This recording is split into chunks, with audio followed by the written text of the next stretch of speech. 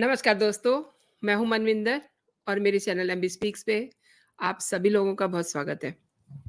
दोस्तों, शुक्रवार को दिल्ली शराब घोटाले में तिहाड़ जेल में बंद आम आदमी पार्टी के राज्यसभा सांसद संजय सिंह को दिल्ली हाई कोर्ट ने झटका दिया है। लेकिन ये झटका संजय सिंह को नहीं, ये झटका अरविंद केजरीवाल को लगा है। इससे भी आगे अगर सोचें तो ये झटका आम आदमी पार्टी को लगा है। दिल्ली हाई कोर्ट ने 20 अक्टूबर को आम आदमी पार्टी के नेता संजय सिंह की याचिका खारिज कर दी। संजय सिंह को ईडी ने दिल्ली शराब घोटाले से जुड़े मनी लॉन्ड्रिंग मामले में गिरफ्तार किया था। इसके बाद उन्हें ट्रायल कोर्ट में पेश किया गया और कोर्ट ने उन्हें ईडी की रिमांड पर भेज दिया था और संजय सिंह ने मामले की गिरफ्तारी और ईडी को दी गई रिमांड को हाई कोर्ट में चुनौती दी थी, जिसे शुक्रवार को खारिज कर दिया गया। अरविंद केजरीवाल के लिए ये बहुत बड़ा सेटबैक है। उन्हें अब ये दिखने लगा है कि आम आदमी पार्टी तो गई। जिस तरीके से पार्टी को ईमानदारी का चोला अन्ना के मंच से पहनाया गया था ना, वो अब धीरे-धीरे झीना होने लगा है। यूँ कहिए कि उससे बुरादा झड़ने लगा है। तो क्या हालत होगी उस ईमानदारी के चोले की, आप समझ लीजिए। सच तो ये है कि आम आदमी पार्टी में जैसे पाक साफ चेहरे पहले शामिल हुए, धीरे-धीरे सब ने किनारा कर लिया। क्यों? वो ये भ्रम में थे कि अरविंद केजरीवाल कट्टर ईमानदार हैं, लेकिन ये सच में उनका बहुत बड़ा भ्रम निकला, जो आज सभी के सामने है और चिल्ला-चिल्ला के ये बता रहा है कि आम आदमी पार्टी बेईमान है और ये इस समय बेईमानी के गर्त में डूबी पड़ी है। शराब घोटाले, पैनिक घोटाला, शीश महल घोटाला और भी न जाने कितने घोटाले केजरीवाल के सिर पे बैठे हुए हैं। लेकिन अभी तक सीधे तौर पे वो कानून की गिरफ्त से बहुत दूर हैं। लेकिन ज़्यादा दूर नहीं है, क्योंकि जाँच शुरू हो गई है। उनके 3 सिपाही ऑलरेडी तिहाड़ जेल में हैं और अब जाँच की आँच केजरीवाल तक भी पहुँचने वाली है।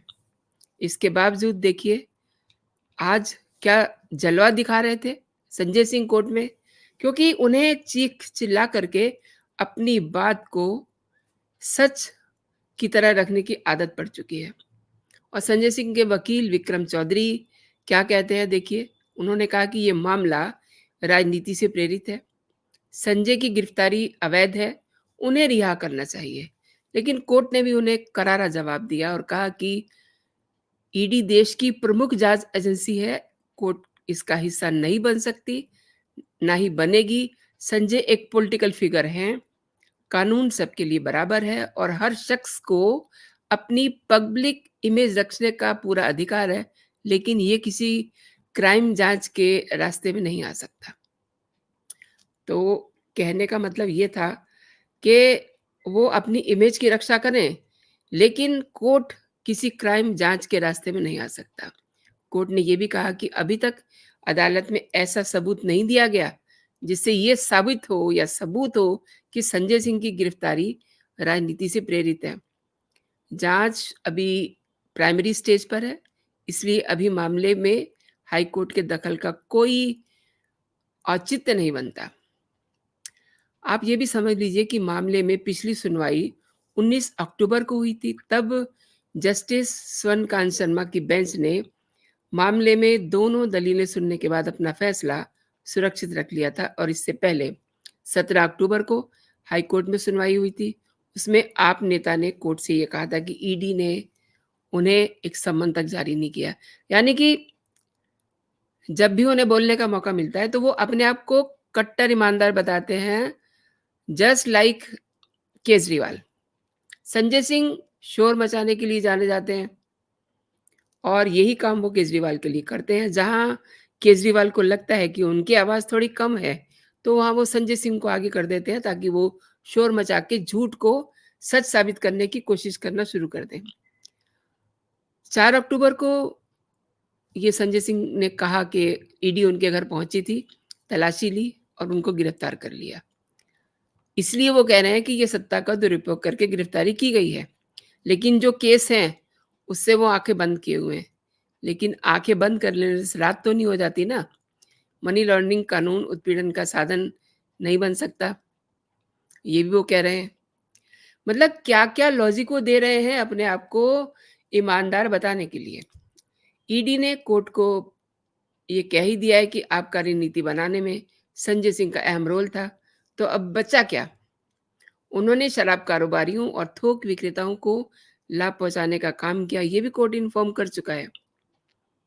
फिलहाल संजय सिंह 14 दिन की जुडिशियल कस्टडी में हैं और दिल्ली शराब नीति केस में संजय सिंह को राउस कोर्ट ने 27 अक्टूबर तक जुडिशियल कस्टडी में सौंपा हुआ है और ये कस्टडी आगे भी बढ़ सकती है, यानी कि दशहरा ही नहीं, उनकी दीपावली भी हो सकता है कि तिहाड़ जेल में ही मने। ईडी ने शराब नीति मामले में जुड़े मनी लॉन्ड्रिंग केस में 4 अक्टूबर को 10 घंटे की पहले उन्होंने पूछताछ की, छापेमारी की, उसके बाद उन्होंने संजय सिंह को गिरफ्तार किया था। ये मैं आपको इसलिए बता रही हूँ कि कुछ लोगों को शायद ये पता ना हो। 5 अक्टूबर को उन्हें राउज़ एवेन्यू कोर्ट में पेश किया गया था, जहाँ से कोर्ट ने उन्हें 10 अक्टूबर तक की रिमांड पे पहले भेजा था, फिर 3 दिन की फिर से रिमांड बढ़ी और उसके बाद अब 27 तारीख तक की। जांच एजेंसी ईडी ने कोर्ट को ये बताया कि संजय के खिलाफ घूस मांगने के सबूत हैं, वो हिरासत में सवालों के सही जवाब नहीं दे रहे हैं, जांच में भी सहयोग नहीं कर रहे हैं और अपने जो उनके फ़ोन के डाटाज़ हैं, उसके बारे में कोई जानकारी नहीं दे रहे हैं। इट मीन्स संजय सिंह अच्छे से शातिर व्यक्ति हैं, जो ये समझ रहे हैं कि अगर वो मुँह नहीं खोलेंगे तो शायद वो बचे रहेंगे, लेकिन ऐसा होता नहीं है। आपको याद होगा जनवरी में ईडी ने अपनी चार्जशीट में संजय सिंह का नाम जोड़ा था। इसको लेकर भी उस समय संजय सिंह ने काफ़ी हंगामा मचाया था। मई में संजय सिंह ने यह दावा किया था कि ईडी ने गलती से उनका नाम जोड़ दिया है। अब ईडी ने भी इसका जवाब दिया कि उनकी चार्जशीट में संजय सिंह का नाम 4 जगह पे लिखा गया है। 3 जगह पे बिल्कुल सही है, लेकिन 1 जगह पे टाइपिंग की गलती हो गई है। It's a human error you can say. जिसके बाद ईडी ने संजय सिंह को मीडिया में बयानबाजी नहीं करने के लिए भी सलाह दी थी, लेकिन वो मानते नहीं हैं। लास्ट टाइम जब वो कोर्ट में आए तो तभी भी उन्होंने कहा कि अडानी की जाँच कीजिए, मुझे फँसाया गया है, ब्ला-ब्ला। आपको याद होगा कि कैसे ये बेईमानी का जो खेल है, शुरू हुआ। जिन्हें नहीं मालूम है मैं उनको बता दूँ, वो जान ले कि दिल्ली के डिप्टी सीएम रहे मनीष सिसोदिया ने 22 मार्च 2021 में नई शराब नीति का ऐलान कर दिया था और उन्होंने ये कहा था कि इस नीति से शराब की दुकानें निजी हाथों में चली जाएँगी। सिसोदिया ने तब नई नीति लाने का मकसद ये बताया कि एक तो माफिया राज खत्म होगा, दूसरा सरकारी खजाना बढ़ेगा। 17 नवंबर 2021 को नई शराब नीति 2021-22 लागू कर दी गई, जिससे शराब का कारोबार जो था उसमें से सरकार बाहर हो गई और ये बिज़नेस जो है निजी हाथों में चला गया। कई बड़े डिस्काउंट देने से शराब की बिक्री तो जम कर के हुई, लेकिन इससे सरकारी खजाना बढ़ा कि नहीं बढ़ा, लेकिन इस नीति का विरोध शुरू हो गया। 8 जुलाई को 8 जुलाई 2022 को दिल्ली के मुख्य सचिव नरेश कुमार ने शराब नीति में घोटाला होने का आरोप लगाया था और उन्होंने इससे जुड़ी एक रिपोर्ट एलजी वीके सक्सेना को भी सौंपी। इसमें ये कहा गया था कि सिसोदिया ने लाइसेंसधारी शराब कारोबारियों को लाभ पहुंचाया है, वो भी गैर कानूनी तरीके से। उधर एलजी ने भी कहा कि उनकी ओर से कैबिनेट की मंजूरी के बिना ही शराब नीति में बदलाव कर दिए गए हैं। तो ये तो खेल बड़ा खराब हो गया ना। एलजी सक्सेना ने मुख्य सचिव की रिपोर्ट के आधार पे सीबीआई की जांच की मांग की। 17 अगस्त 2022 को जांच एजेंसी ने केस दर्ज कर लिया और इसमें मनीष सिसोदिया, 3 रिटायर्ड सरकारी अफसर, 9 बिजनेसमैन और 2 कंपनियों को आरोपी बनाया गया। सभी पे भ्रष्टाचार से जुड़ी धाराओं के तहत केस दर्ज किए गए। 19 अगस्त को सिसोदिया के घर और दफ्तर 7 राज्यों के 31 ठिकानों पे छापेमारी की गई। इस पर सिसोदिया ने यह दावा किया कि सीबीआई को कुछ नहीं मिला। अच्छा, ये इनका एक बड़ा तकिया कलाम सा है कि कुछ तो मिला नहीं है, हमारा नाम क्यों ले रहे हैं? अरे जो कुछ होगा तुमने घर में थोड़ा ना रखा होगा, ये तो ईडी का काम है, वो देखे आपके पास क्या है, क्या नहीं है। सीबीआई से मामले की जानकारी लेकर के मनी लॉन्ड्रिंग का केस दर्ज किया गया।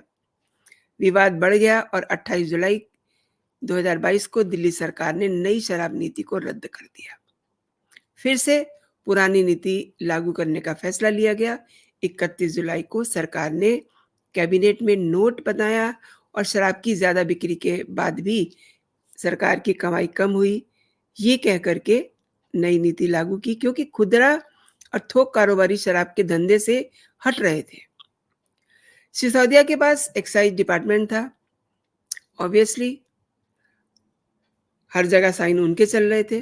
केजरीवाल को तो कहीं साइन करने नहीं है, उनकी टेबल पे तो कोई फाइल ही नहीं आती है जिसपे वो साइन करें।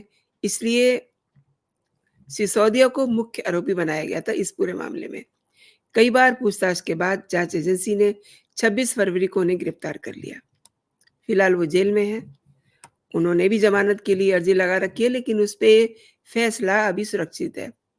सीबीआई ने सिसोदिया पर आरोप लगाया कि एक्साइज मिनिस्टर होने के नाते उन्होंने मनमाने और एकतरफा फैसले लिए, जिससे खजाने को भारी नुकसान पहुंचा और शराब कारोबारियों को फायदा मिला।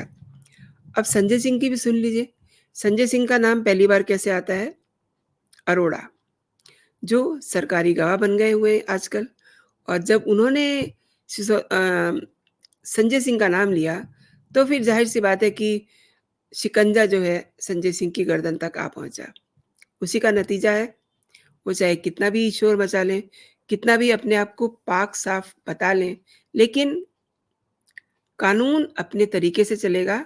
एक और बात आप दोस्तों ये समझ लीजिए कि अभी केजरीवाल ये कह रहे हैं कि बहुत ईमानदार हैं, लेकिन वो ईमानदार उतने भी नहीं हैं, इतने भी नहीं हैं। वो कट्टर बेईमान हैं। उन्होंने इतनी ज़्यादा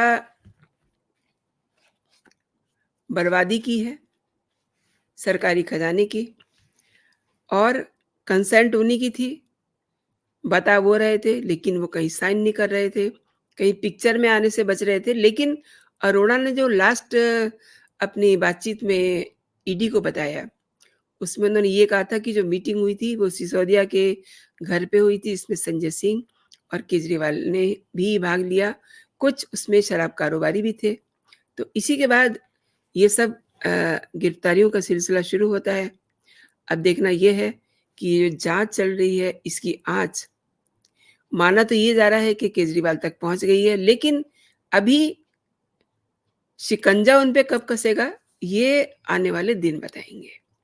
तो फिलहाल आज जो झटका लगा है ना संजय सिंह को, वो आप ये समझ लीजिए, वो झटका केजरीवाल को लगा है और वो झटका आम आदमी पार्टी को लगा है, क्योंकि आम आदमी पार्टी भी अब इस पूरे मामले में आरोपी बना ली गई है। और एक और बात बहुत दिलचस्प है, जब आम आदमी पार्टी का ये हश्र हो जाएगा तो फिर केजरीवाल कहाँ स्टैंड करेंगे। अभी के लिए दोस्तों इतना ही। आप अपना और अपनों का ख्याल रखिए। और एक बात, ये वीडियो आपको कैसा लगा मुझे ज़रूर बताइएगा मेरे कमेंट बॉक्स में।